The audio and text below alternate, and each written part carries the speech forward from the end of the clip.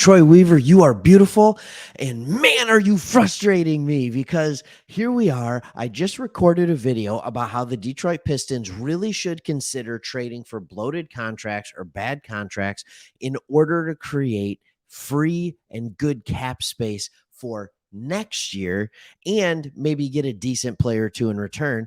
And then, as that's about to go out tomorrow, you decide that tonight, late at night, like 10:30, I guess that's not that late, let's be honest, but you're going to make a trade with the New York Knicks. You already made a trade with the New York Knicks. And no, this does not have anything to do with that trade. So in this video, we are going to be talking about the trade the Detroit Pistons just made with the New York Knicks. They got 2 players, 2 picks, and some cash. They gave back exactly nothing, at least from all reports so far. So it's more like just a weird free agency thing than a trade, but it is a trade. And we're going to talk about what that means for the Pistons this year and going forward and kind of the continued genius that Troy Weaver is showing. And as we know, usually when there's one move with Troy Weaver, there's more to come down the pipeline. So let's go ahead and talk about all of these things in this video. So first and foremost is the trade. And I won't make you just look at my face the whole time. We have, this is from Detroit Bad Boys. The Pistons have traded for Nerlens Noel, Alec Burks, and 2 second-round picks from the New York Knicks. So we get 2 future seconds. Sorry, no first on this one. And we get Nerlens Noel, and we get Alec Burks.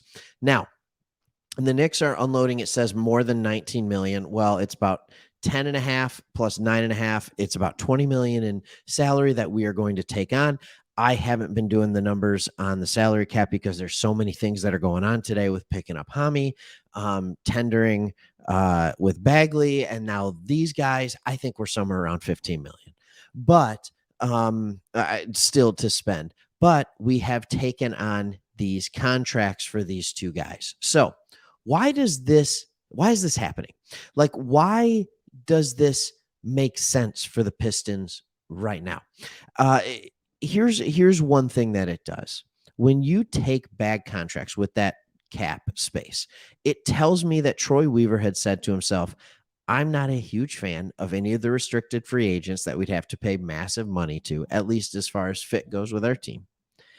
And I'm not thinking that this team is going to win this year. See, you remember we have a first round pick that is lottery protected going forward. So either you make the playoffs this year and you want to actually be able to compete, or you keep that pick. I'm not saying that is the main focus of what Troy Weaver has right now, because it's not. The main focus is what this will do for our salary cap next year. It's absolutely insane the amount of money we will have to spend, and our entire core will still be intact.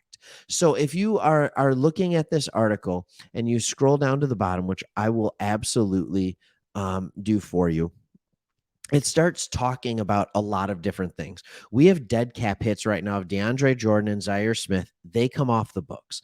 Hamidou Diallo that we just picked up, Corey Joseph, who picked up his player option, they're off the books. Now, if we're taking into account the new draft picks, the Pistons have 46 million committed for next year. But if they let go of Olynyk and Saban Lee, it gets down to 35 million. Then you add in our rookies, Duren and Ivy, you're going to be back to about 45 million. Now, I don't believe that's with Bagley figured in right now, but the salary cap next year should be about 132 million, give or take a few million. So that is, I believe, $87 million. Now, a lot of things are going to happen between now and then, and it's not going to end up being 87 million. It'll probably be somewhere in my guess is 50 or 60 million dollar range, because we're going to take on other contracts, or we're going to have obviously we'll have new draft picks. We've already kind of factored that in, but who knows what could happen. But we know we have the ability to take this on those books.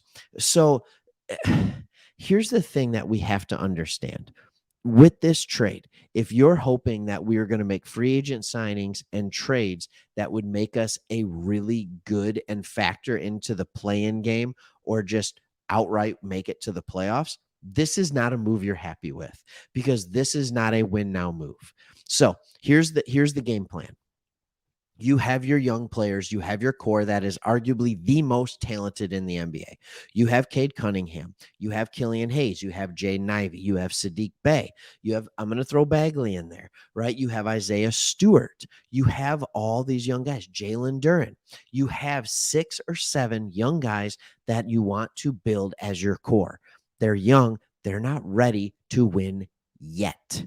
And by win, I mean win-win at the highest level. I don't mean play for a play-in game. Nobody wants us to make it into the first round, get swept in 4 games, only to lose our first round pick just as we're gaining momentum.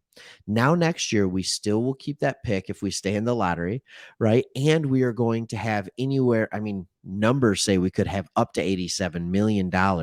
And now what we've seen is that Troy Weaver has proven you don't need to acquire players just through free agency. You can acquire them through trades. You can take it from teams who are looking to offload salary cap to re-sign even better players. You can do so many things in order to get good players, and we'll have a young growing core. Players around the league will see it. And I'm telling you, even though Detroit is not a heavy free agent destination, it's going to be much more desirable. All right, let's look at Chris Paul in Phoenix. He decided he wanted to go to Phoenix because Devin Booker's the truth. And he knew he was the truth, and he knew he could win a lot of games there. And they came really close to winning an NBA championship together. I think Cade Cunningham already is garnering a lot of respect around the league. Now, if one of these other guys pop, all of a sudden you have someone that's like, man, could I go win a chip in Detroit? And I think these are the kind of things that Troy Weaver is banking on, is that our young guys, at least a few of them, develop into much better players, and it makes us a much more attractive free agent destination. But also, even if it doesn't, anybody is available through trades, and we have a bunch of young assets and salary cap room to make that happen. So people, I'm telling you right now, like, this isn't a bad trade. But what are we getting in the trade? Let's talk about Alec Burks and Nerlens Noel. Here's what you have. You have 2 guys that have injury problems. Nerlens Noel usually plays 40 to 60 games. That's just kind of what he does. Alec Burks, I think, has an ankle injury right now. I don't know where his health status is. Again, I'm filming this right away after the trade. But here's what I do know about Alec Burks. He's a 6'6" shooting guard who has shot 38%, I believe, on his career. I think he was at 40% last year or the year before that. Like, he can shoot, he can space the floor. He's a good player. He's an 11-year vet. Like, that's the kind of player we wanted to bring in. I know we're also going to be throwing out a video tomorrow about shooters, because we still need shooters. 6 cost-effective free agents. That was filmed even before this one was filmed, but you're going to get it after, and I think it would be a good video to watch. I like Alec Burks coming back in this trade even more than Nerlens Noel. I think Nerlens Noel is interesting in this, but where do you play minutes? I mean, he's either going to be taking minutes from Jalen Duren or Isaiah Stewart. And now we have 4 centers on the roster. You have Isaiah Stewart, Nerlens Noel, Kelly Olynyk, and Jalen Duren. So what this, and I mean, technically Luka Garza too.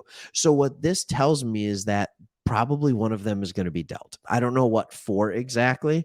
I think it has been reported already that they like Noel and they're planning on keeping him. I don't know how somebody could know that already, but hey, like, the source that it's coming from, I trust. It's James Edwards, and he tweeted that and right about a lot of stuff. He doesn't usually report things that are false. He doesn't get out over his skis. So the Nerlens Noel thing is unique. He'll be injured about half the year anyway, probably, unfortunately. But that's interesting. Does that mean that they want to keep Jalen Duren down at the G League for a while and let him, because I mean, he's so young, he's 18 years old. Do they want him to get better there with some spot minutes up here? Does it mean that they're going to get rid of Olynyk and then you just have 3 guys that play a similar brand of basketball?